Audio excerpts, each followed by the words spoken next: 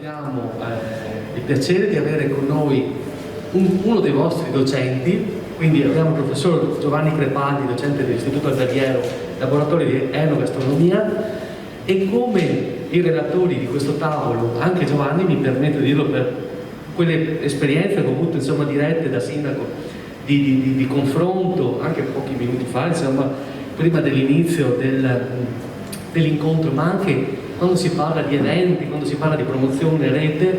Ecco, è una persona che ha veramente tanti assi nella manica da portare proprio in questa direzione e coglie nella sua azione e nel suo dialogo, nel suo confronto, proprio il messaggio che stiamo lanciando da questo tavolo: la necessità della rete, la necessità della conoscenza e la necessità di far conoscere all'esterno.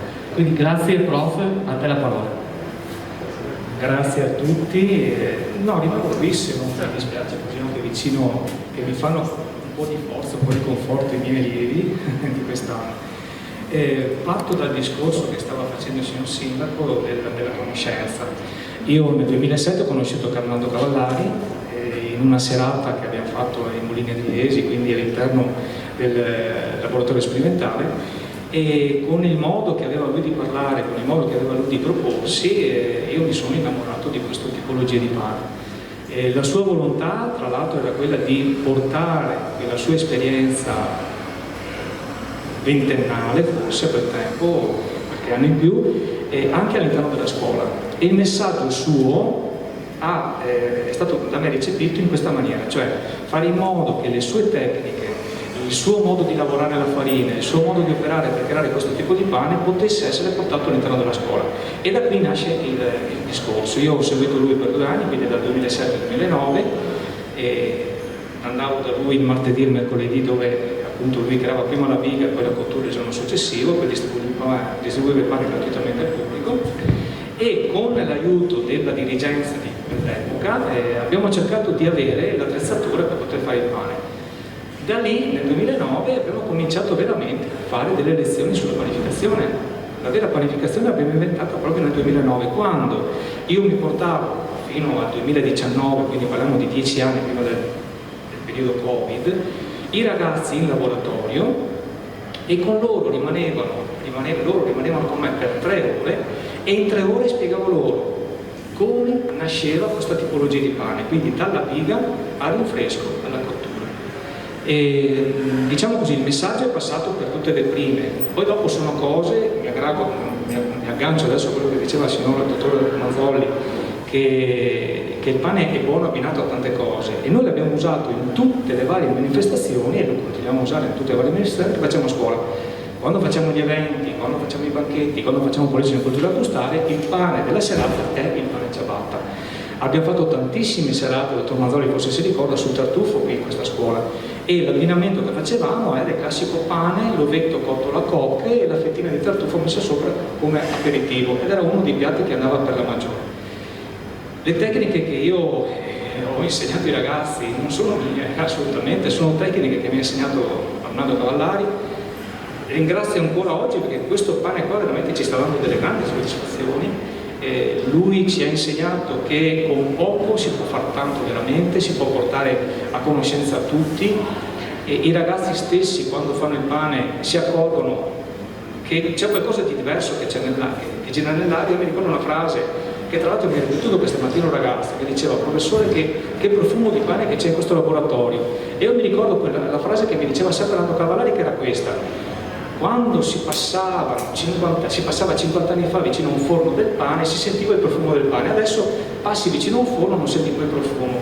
Ed è questa, diciamo così, l'essenza di tutto quello che mi ha insegnato Cavallari, cioè trasportare quelle conoscenze, partendo proprio dal profumo, ai ragazzi del giorno d'oggi, ai ragazzi che sono qui seduti in sala e che sono in laboratorio e che stanno lavorando, che sono, diciamo così, esperienze importantissime, perché poi sono loro che trasmetteranno alle prossime future generazioni quello che stanno imparando qua. Tra l'altro c'è qualcuno di loro che hanno già fatto dei locali, e in questi locali si stanno facendo loro il pane. Non pretendo che facciano il pane ciabatta, che comunque inseriscano qualche volta anche un piccolo evento o una serata in cui ci sia il pane ciabatta. E tutto qua, io volevo solamente ringraziarvi perché comunque quest'anno festeggiamo il 39esimo anno della nascita della ciabatta. Per me sono 14 anni che lo conosco ed è un pane meraviglioso. Spero che in tutti gli anni prossimi si faccia sempre di più, ma ne abbiamo già parlato anche prima, per poter far conoscere questo pane, ma non solamente alla cittadinanza di Apria, espanderlo un po' tutta la provincia, anche con delle manifestazioni, anche evolvendo gratuitamente il pane, regalandolo, per far conoscere questa eccellenza veramente del nostro territorio. Grazie ancora. Grazie. Con il dirigente scolastico, professoressa Lorenza Fogagnolo, tra l'altro dal 1° settembre del 2019 è dirigente qua in questo istituto, e una l'ex magistralis, come ha detto il sindaco di Adria, Omar Babirato, interessante sulla ciabatta polesana, questa eccellenza del nostro territorio.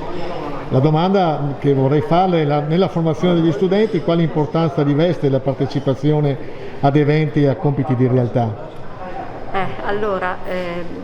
Gli istituti professionali, e l'Istituto Alberghiero è un istituto professionale, ha proprio nel suo statuto, diremo, nel suo ordinamento, la possibilità, anzi è quasi un imperativo, che i ragazzi debbano produrre e siano valutati su compiti di realtà. Quindi la costruzione del programma non è più su contenuti, su lezioni singole, ma è una costruzione pluridisciplinare, diciamo, che si sviluppa tra varie, per la maggior parte, discipline che sono presenti nel loro curricolo, e insieme devono trovare appunto dei grandi temi comuni su cui poi lavorare e valutare. Uno di questi è senz'altro la valorizzazione dei prodotti del territorio e vedere come i ragazzi sono in grado di gestire se stessi, di gestire il proprio lavoro in compiti di realtà. Più di realtà di questa, insomma, loro così possono approfittare anche del fatto di essere seguiti dai loro insegnanti, perché alcuni di loro già durante l'estate, il periodo estivo soprattutto, lavorano, hanno già dei piccoli lavoretti che fanno in ambito dell'enogastronomia o dell'accoglienza turistica, ma in questo caso hanno la guida vigile ed esperta dei loro insegnanti. In questo modo possono completare il loro percorso formativo ed educativo. Ecco, è emerso nella discussione di oggi la difficoltà, ma però l'importanza di fare rete con aziende, con istituzioni, con amministrazioni, con associazioni.